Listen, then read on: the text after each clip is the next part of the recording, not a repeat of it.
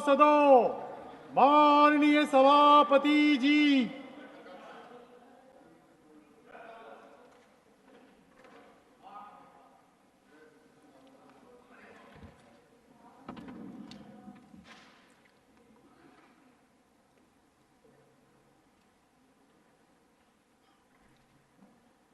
the Union Budget 2024-25 and the Budget of Union Territory of Jammu and Kashmir 2024-25 to be discussed together. I call upon former Finance Minister Sri P. Chidambaram to raise the discussion. Mr. Chidambaram.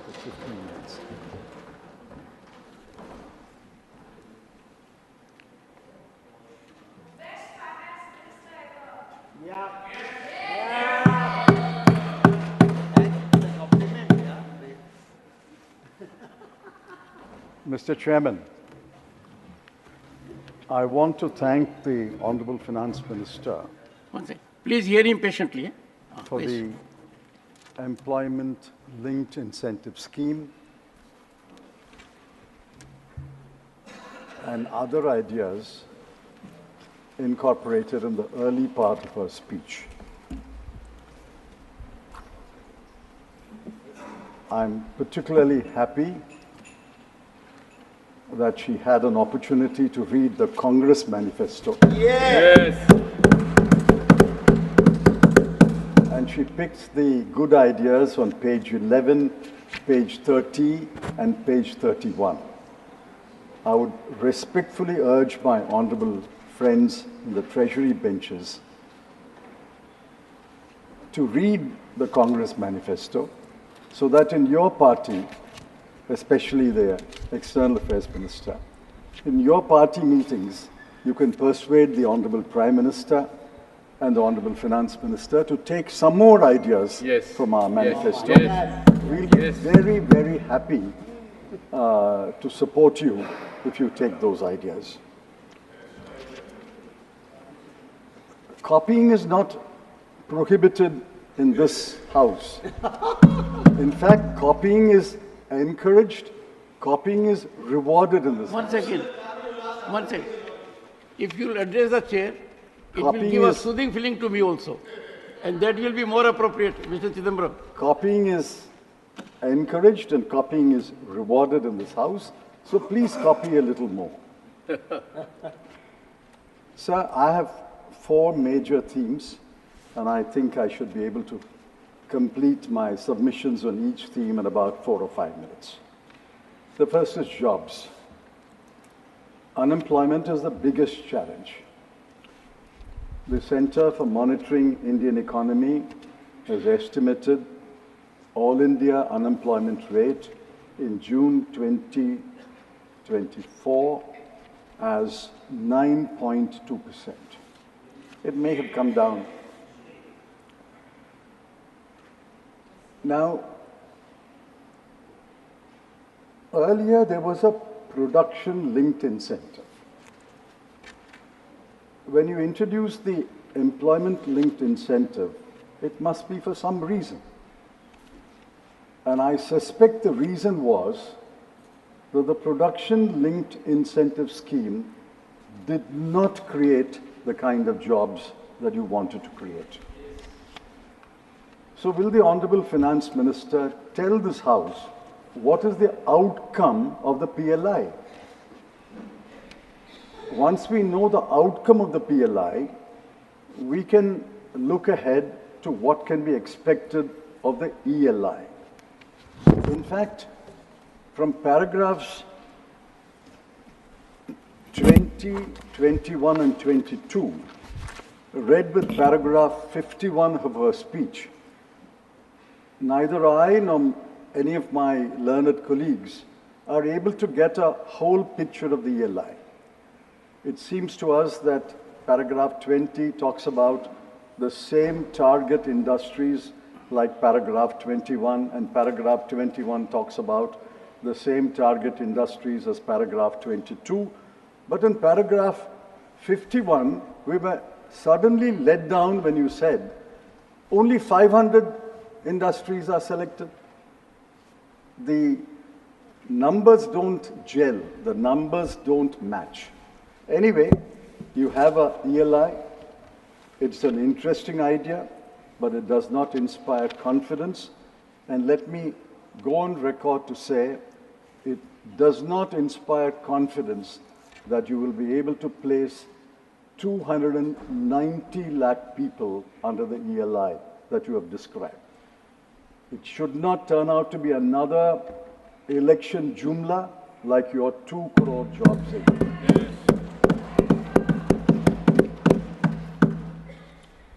Now look at the magnitude of the unemployment problem.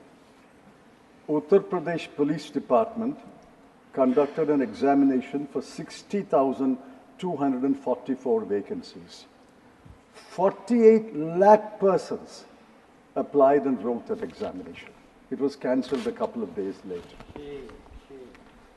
Air India wanted to fill 2,216 vacancies of handymen to do diverse jobs like repair and maintenance. 25,000 people thronged Mumbai airport for a walk-in interview, and the police had been called to restore law and order. A private company in Gujarat sought to fill 5 positions. 1,000 persons barged into that company. Madhya Pradesh advertised 15 low-skilled government jobs. 11,000 applications were received. Among them were postgraduates, engineers, MBAs, and I'm sad to say, even one of them who had just written an examination to be a judge in the Madhya Pradesh High Court. The best illustration is by the Staff Selection Commission. There are staff selection commissions at the center and the states. Uttar Pradesh conducted an examination for 7,500 posts. 24,74,030 people applied for those jobs. And yet, the RBI, about 2-3 weeks ago, said, there is no jobs crisis in India. Exact words, no jobs crisis in India. Why didn't anyone from the minister or any officer stand up and say, we reject this statement. RBI is supposed to be cautious, conservative, and neutral. But you're cautious, you're conservative, and you're not neutral at all. Yes. Yes. I suggest, sir, that unemployment be taken seriously, and we will wait for the outcome of your ELI scheme. It is an interesting scheme. At the moment, I'm not impressed. I'm not convinced. The outcome alone will judge whether your intentions are good, whether you really want to tackle unemployment. Sir, the second broad subject is inflation. The Honorable Finance Minister, in paragraph 3 of her speech, dismissed the subject in 10 words. And I'm not exaggerating. Please go through the speech. Exactly 10 words. Is inflation such a trivial subject? You can deal with it casually and dismiss it in 10 words? WPI inflation is 3.4%. CPI inflation is 5.1%. Food inflation is 9.4%. Shame. This is data collected where you can collect data, mostly along towns and villages abutting the national highway, at best the state highway, at best the district highway. But go into the hinterland of India. Go into the KBK districts of Odisha. Go into the interiors of Dharmapuri or Ramanatapura. The inflation is much higher than your 3.4% or 5.1% or 9.4%. And the chief economic advisor,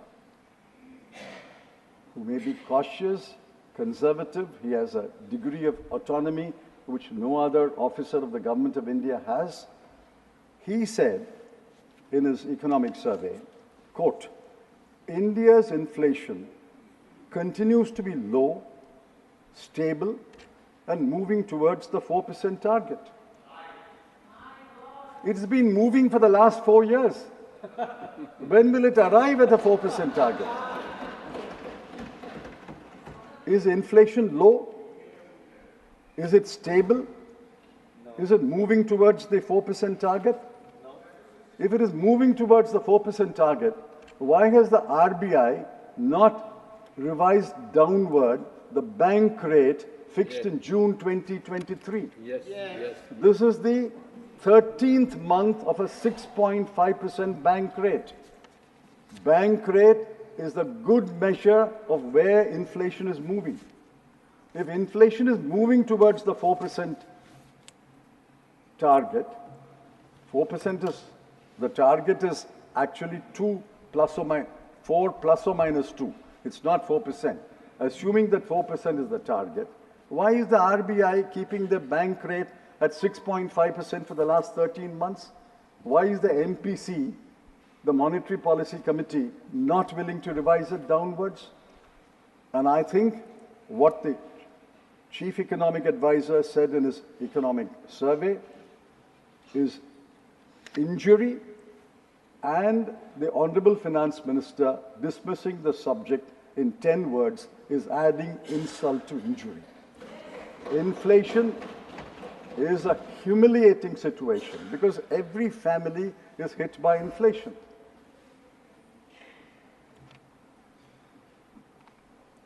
I warn this government, you are taking inflation not so seriously. The last set of by-elections punished you. You will not agree. But I think the last set of by-elections were out of 13 seats, 10 seats were won by the India bloc. Yeah. It is a punishment, a warning administered to you. And if you don't take inflation seriously, you will be punished more. If you want to suffer the punishment, you're welcome to suffer the punishment. And in this situation, you claim that the growth was last year 8.2%. And this year it will be 6.5% to 7%. I'm not going into the macroeconomic analysis. Some of my colleagues will do that. I ask you, how do you arrive at this growth rate? You take the nominal growth rate and apply a deflator and arrive at the GDP. Sir, the House and you must know that the deflator that they have adopted for the manufacturing sector for last year is 1.7. When wholesale inflation is 3.4, when CPI inflation is 5.1, food inflation is 9.4, how do you adopt a deflator of 1.7? In fact, I want the Honorable Finance Minister to tell us what is the deflator you have adopted for manufacturing, industry? What is the deflator you have adopted for industry and for agriculture? And what is the deflator you have adopted for services? Nominal growth is measurable, but your GDP in real terms is simply by adopting a deflator. And if you adopt a deflator, which several knowledgeable economists and experts throughout the world have severely criticized for the last 3 or 4 years, you will arrive at this rosy picture. You would adopt a deflator less than 1.7, you would not have arrived at 8.2, you would have arrived at 9.2. You adopt a deflator of 0.5, you will even cross 10%. So please tell us, what is the deflators you are adopting? Why are you adopting? And tell us what is the nominal growth rate and how do you arrive at these growth rates? These growth rates cannot be seen, but these growth rates can be felt by the people. Please, anyone moving around the people will know. The growth rate can be felt by the people. When there is impressive growth, when there is more goods and services, when prices are affordable, when there is money floating around in the market, when your pockets are jingling with coins or currency notes, you get the feeling that things are going all right in this country. Do you get that feeling? I travel at least 500,000 kilometers every month by road. I don't get that feeling. Does any honorable member from his constituency or state get the feeling that the people tell him things are very good, things are very good, please go and tell the Prime Minister in Delhi things are very good, we are very happy? Does anyone get that feeling? Sir, the third subject is wages. Now, this is a serious matter.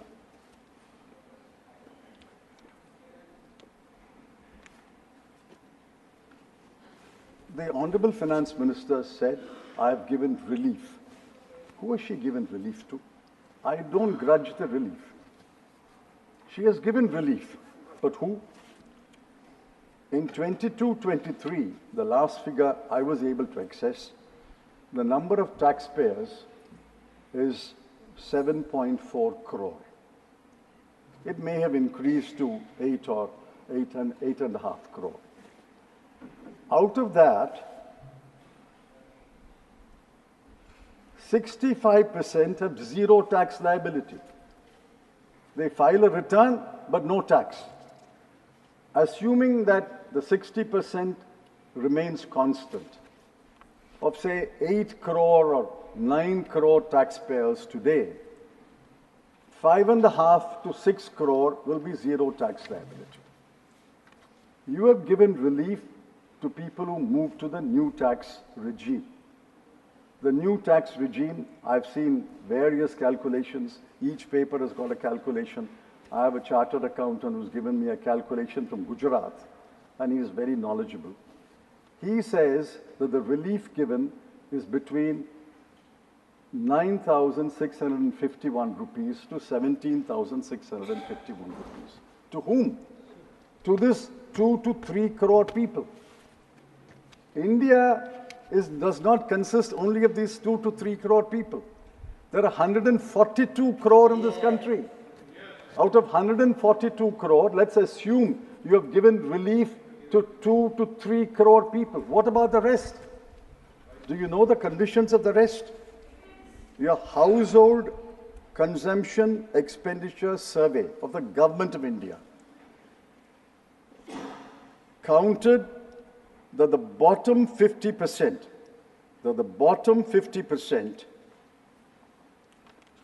have 3% of the national wealth, 13% of the national income, and the monthly consumption in rural areas of the family is 3,094 rupees. Multiplied by 12, you will arrive at about 37,000 rupees a year. In urban areas, it's 4,963 rupees. Multiplied by 12, you get 60,000 rupees. So we have 50% of the population, monthly consumption expenditure, 50% is 71 crore, have a monthly consumption expenditure of between 36,000 rupees to 50,000 rupees. Are they rich or poor? This is the bottom 50, below the median. You go down to the bottom 20, go down to the bottom 10, they are even poorer. What is the relief for them? And the Niti Aayog chief executive officer says, India has virtually abolished poverty. Poverty cannot be more than 5%. Poverty cannot be more than 5% when you're talking about 71 crore people. 71 crore people, thankfully, is not 5%. Then India's population will be 1,400 crore. India's population is 142 crore. one half is 71. They are below the 171 crore. They are below the median, and this is the median income. Sir, I asked the Honorable Finance Minister, what is the relief given to them? Do you know that most of them are daily labor? 30 crore daily labor in this country. The others are irregular jobs. The regular jobs are only for about 17 to 25% of this country. All the rest are in irregular jobs or in daily labor. What is the relief given to them? In the World Hunger Index of 125 countries, we are 111. You may not accept the World Hunger Index, but the action that the government has taken, namely giving free food grain to 81 crore people, is a tacit admission that on the hunger index, we are very, very low. Forget the hunger index. 81 crore people, your own action shows that people cannot afford food. So, my last subject is federalism. What do we see around this country? All India service officers defy the directions and orders of the Council of Ministers of an elected government in Delhi. Funds are withheld from Kerala and West Bengal on one pretext or other. Borrowing limits of non-BJP states governments have been slashed. Tamil Nadu has been denied disaster relief assistance. I ask, why does the UPSC have to play a role in the appointment of the DGP of the state? Why should a state government not appoint the Vice Chancellor of state universities? And how did this government treat Andhra Pradesh and Bihar and Odisha before April? The same demand is there. The same Andhra Pradesh Reorganization Act is there. It was there. The Chief Minister was a different person. The same act. For 10 years, how did you treat them? For 10 years, how did you treat Bihar? When a leader wears one cap, you treat him one way. When he changes that cap and he wears another cap, you treat him another way. I don't grudge at all you're giving relief to Andhra Pradesh or Bihar. But what about the other states? We are a federal country. This is the death knell of federalism. If you pick and choose among states, you are the Union of India. You are the union government. You are the government of all the states. You cannot pick and choose one state and deny relief to another state. Sir, finally, I thought the Honorable Finance Minister loved Tamil. I missed her quotes from either Thiruvalluvar or any other classic literature. Maybe she didn't have time to quote from a classic poet in Telugu or in Bhojpuri. Maybe she will in course of time. I want her to remember that she was born in Madurai. She had a schooling in Viluppuram, and she had a college in Tiruchirappalli. And it is very painful, as the Chief Minister of Tamil Nadu pointed out, that not in one place in her 60-page speech did she mention the word Tamil Nadu or Tamil. I'm not saying mention only Tamil Nadu. Mention all states, or mention all the states grouped together. How many times have you mentioned Bihar? How many times have you mentioned Andhra Pradesh? I have no grudge. But please remember that there are other states in India, other states of people, other states elect Other states elect other governments, they vote against you. Please remember that. Finally, sir, I have 1 minute. I have 5 demands. 5 demands which I would urge the Honorable Finance Minister to copy from our manifesto. I demand this and I want answers. Respectfully, I ask the Honorable Minister to give us answers. If you don't answer this today or in the course of this session or subsequently, it is not as though these demands will die down. They will echo everywhere in India where the India bloc has a right to speak and write. First demand, we demand that a minimum wage of 400 rupees per day for every kind of employment. 2, we demand a legally guaranteed MSP. 3, we demand a write-off of the unpaid balance of interest or installment of educational loans given up to March 2024. 4, we demand the abolition, complete abolition of the Agnipath Agniveer scheme.